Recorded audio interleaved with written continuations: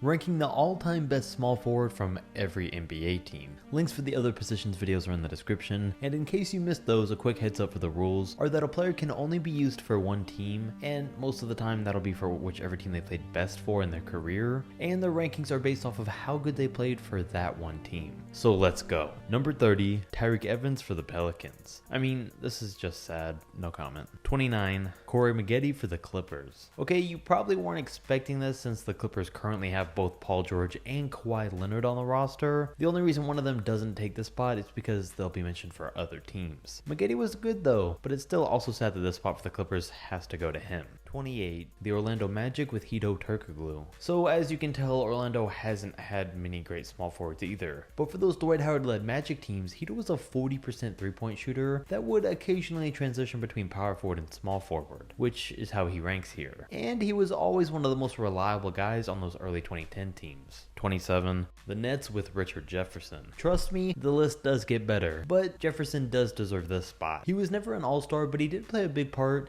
in some of the Nets' playoff pushes and getting them to that point in the late 2000s. He was a 20-point per game scorer in his best years and definitely peaked as a player in New Jersey. 26, the Grizzlies with Shareef Abdur-Rahim, who played power forward most of his career, but had a few solid seasons as a small forward too. 25, Kiki Vandeweghe for the Trailblazers. Definitely the Blazers' all-time best small forward, even though he was only known for scoring. Number 24, the Wizards and Caron Butler. For most of Caron's career, he was a role player, but during his time in Washington alongside Antoine Jamison and Gilbert Arenas, he was a near star-level player, and a two-time All-Star as a matter of fact. He was always a third option on that team, but it was still good enough to make him the Wizards' best small forward, aside from anyone who will make this list for other teams. 23, Wally Szczerbiak for the Timberwolves, who easily beats out Andrew Wiggins here, even though Wally never averaged over 20 points a game in his career. But he still definitely deserves this one for consistently helping lead his team to wins, alongside Kevin Garnett in both the regular season and the playoffs, something Andrew has never done. 22, the Heat with Jimmy Butler. Okay, only played half a season for the Heat, but we're still ranking him here, because as we saw in that half of the season, Butler took a team full of young guys to the 4th seed in the East. And I mean, without him, you gotta mention that they wouldn't have ended up anywhere near that spot. Plus, he was an all-star this year, and we know enough about Jimmy to say that he deserves at least this ranking. 21, the now Oklahoma City Thunder, previously Seattle Supersonics with Rashard Lewis. Alright, obviously Kevin Durant would go here, but spoiler alert, I'm ranking him in the Warriors spot, so we're giving this one to Lewis, who teamed up with Ray Allen in his time in Seattle, and honestly the two of them made for a lethal duo. In Rashard's best season, both himself and Ray were all-stars, and averaged nearly 40% from 3 on over 20 points a game. Definitely putting him as OKC's best small forward, right behind KD, who, as I mentioned, we'll mention later on. 20, the Bucks with Marquise Johnson. And people know Rashard Lewis, but nobody really ever talks about Marquise Johnson as the Bucks' best small forward. And no, we're not going to give the spot to Giannis because all of his dominance has come at power forward, while his short time at small forward isn't enough to eclipse Marquise's time there. 19, the Hornets with Glenn Rice. And this is when the list really starts to pick up. And let me just point out here that Glenn played in Charlotte for 3 seasons, was an all-star for all 3 of them, averaged 27 a game in the playoffs one year, and in his best regular season with them, averaged 27 a game on 47% from 3 on over 5 attempts a game. The man's definitely underrated. Number 18, the Rockets with Tracy McGrady. Alright, I know what you're thinking. Probably that T-Mac is an all-time great and should be ranked a lot higher. But that's for his entire career. During his Rockets days specifically, and even more specifically the ones where he actually played small forward, it was filled with injuries and first-round exits, which just really hurt his ranking, even though he was as good as he was. 17, the Mavs and Mark Aguirre. Aguirre's a pretty underrated player, but Luka Doncic won't be in a few years, which is why he'll probably end up taking this spot down the line. And speaking of underrated, 16, and Adrian Dantley for the Jazz is another one of those guys. He averaged 30 points a game for 4 straight seasons at one point, but I mean the underrated part comes in because in 3 of those seasons, Utah wasn't even able to win over 30 games. Number 15 goes to the Knicks and Bernard King. You might have expected Melo here, but don't don't worry, he'll be making an appearance later on. For Bernard though, the man got to New York and was on his way to becoming a star, and fans weren't any more excited to see that happen than when he was putting up 32 a game on the season in 1985. But that came to an immediate halt when he tore his ACL halfway through that year, then got traded soon after. Then we have the Kings at number 14 for Peja Stojakovic, and during his time on the Kings as a second option to Chris Webber, Stojakovic was one of the best sharpshooters in the NBA that could create his own shot and was so good that he won 2 3-point contests while he was there and made the All-Star team 3 times. And for now, he easily beats out guys like Rudy Gay and Tyreek Evans. 13. The Suns with Shawn Marion. The ranking might seem a little high, but let's not forget how good this man was in his prime. On both ends, all around as a player, he dominated and helped lead the Suns to some of their early playoff runs. I mean, on offense, Marion would average nearly 20 a game, while on defense, he was always his team's best all-around defender and would often lead his team in blocks, steals, and rebounds, even though guys like Amari Stoudemire were on the team. He was the epitome of a team player, and his all-around game is why he ranks this high. Then we have the Pistons at number 12 with Grant Hill. And had it not have been for injuries, well, Grant Hill was hitting his prime right as Michael Jordan was retiring for the second time. And it was being said that Grant was gonna be the guy to take over after MJ was gone. I mean, that's how good he was, and that's how high some people saw his potential being. But he's another guy that just couldn't escape injuries. Number 11 though goes to Paul George for the Pacers. And this one was tough. Not because there was any competition for PG at small forward for the Pacers, but deciding which team to rank him for. Because I mean, for the Oklahoma City Thunder, sure, he only played for 2 seasons, but in 2019 PG averaged 29 points a game while finishing top 3 in MVP and Defensive Player of the Year voting.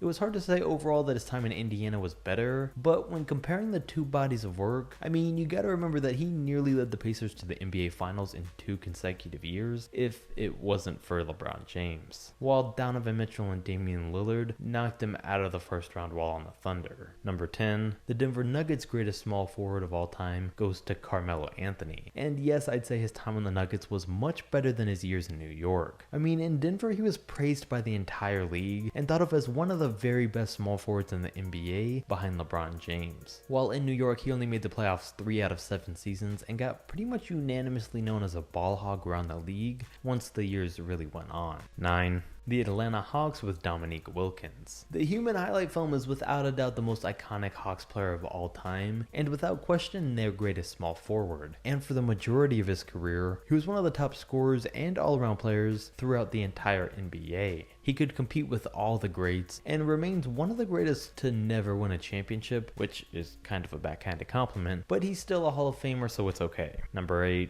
The Spurs with George Gervin, who did make the video for shooting guards as well, but he played 5 seasons at shooting guard and 7 at small forward, and was equally dominant at both no matter where he was on the court, being, as I mentioned, one of the best scorers of all time. Then there's number 7, which goes to the Lakers for Elgin Baylor. Now LeBron would obviously take this one, but he's going to rank in for another team. And Baylor definitely ranks in here over James Worthy, because even though he played in the 60s and never won a championship, the 38 and 18 that he averaged in one season speaks for itself. Number 6 though goes to Kawhi Leonard for the Toronto Raptors. And I know this one's controversial. For one, because you might have thought Kawhi would rank in for the Spurs, and for 2, because he's ranking this high after only playing 1 season for the Raptors. But as we know, in that season he led them to the NBA championship. And nobody on this list up until this point led their team to a championship. Kawhi was the only one to do it. That's why I ranked him here and put his Raptors days over his Spurs days. I mean, sure, he did win one with the Spurs and had a lot of good years with them, but it wasn't until his last couple of seasons there that he was the true leader of that team. And I do have to mention, a lot of people discredit Kawhi's championship because the Warriors only had Steph Curry and Draymond due to losing KD and Klay to injuries. But you can't discredit it because injuries are a part of it. I mean, I'm sure the Warriors being in the finals so many years in a row played a big part in those two getting injured. And it's not like we discredit their finals appearance in 2016 because Kawhi got injured against them in what was looking like the Spurs were going to blow them out. Or in 2018 when Chris Paul got injured right before Game 7. The Warriors definitely benefited from other players being injured, and in this instance, so did the Raptors with Kawhi.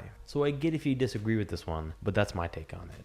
Then there's not really too much arguing for the top 5 though. The number 5 spot goes to Scottie Pippen and the Chicago Bulls. Now I would say Kawhi Leonard is an overall better player than Scottie. He has the same aggressive defense while being all around better on offense. But comparing his Bulls days with 6 championships against Kawhi's 1 in Toronto, there's no way he was ranking higher than Scottie. And that's why Scottie ranks so high. He was the second option on that team, but almost nobody in this entire video has the amount of playoff experience and experience with winning championships as Pippen does. And combined with his skill, that's a very valuable asset. Number 4, the 76ers with Julius Erving, who is also most people's pick for the greatest 76ers player of all time. And Dr. J was an all-star every single one of his 11 years that he played in Philly. And as a matter of fact, he was an all-star every single year of his career. He was a guy known for his high-flying above the rim style of play, similar to Vince Carter and LeBron James. And also similar to them, he was very consistent throughout his career. He won 1 MVP, 1 championship, and in his worst season in the league, which was his last, he still managed to average 16 points a game. Number 3, the Warriors with Kevin Durant. Okay, we know how good KD is. We know the type of player he is. And based on his whole career, I would very strongly consider putting him ahead of Larry Bird on this list. But based on the fact that he only played 3 seasons for the Warriors and won 2 championships, I gotta rank Larry ahead of him based on how long and effective he was in Boston. As for KD though, the decision to rank him for the Warriors' best small forward as opposed to OKC's best came down to the fact that I think he was just able to show he was a much better overall player while winning championships for Golden State than he did while winning an MVP on the Thunder. Then as I mentioned, Larry Bird's at number 2 for the Celtics. I mean, I couldn't rank KD or anyone else ahead of him when he won 3 championships, 3 straight MVPs, and was a 12-time All-Star in Boston. All while being the best shooter and one of the best scorers in the league during his years in the prime of his career. Having also won 3 consecutive 3-point contests between 86 and 88. I mean, sure, Bird was kind of on a super team for his 3 championships too, but it wasn't anything near the super team that the Warriors had. Robert Parrish was a good scorer, but primarily a defender, while Kevin McHale was clearly the team's second option. And obviously that makes number 1 LeBron James for the Cavaliers, and I don't need to say anything on this one, but I will say that the decision to rank him on the Cavs spot rather than for the Heat was an easy one. He did win more titles and 3 out of his 4 championships while in Miami, which is a pretty convincing argument for someone to think that he did deserve to be ranked here for the Heat, but I mean, he averaged much better stats in his first run in Cleveland, and in his second run, his championship win against the Warriors meant way more than either of his 2 for the Heat. Plus, all of his final runs with very limited rosters spoke even more about him as a player than one could have imagined. And that wraps up the video. The all-time power forward rankings are coming soon, so if you don't want to miss those, drop a like, subscribe with notifications turned on, and I'll catch you next video.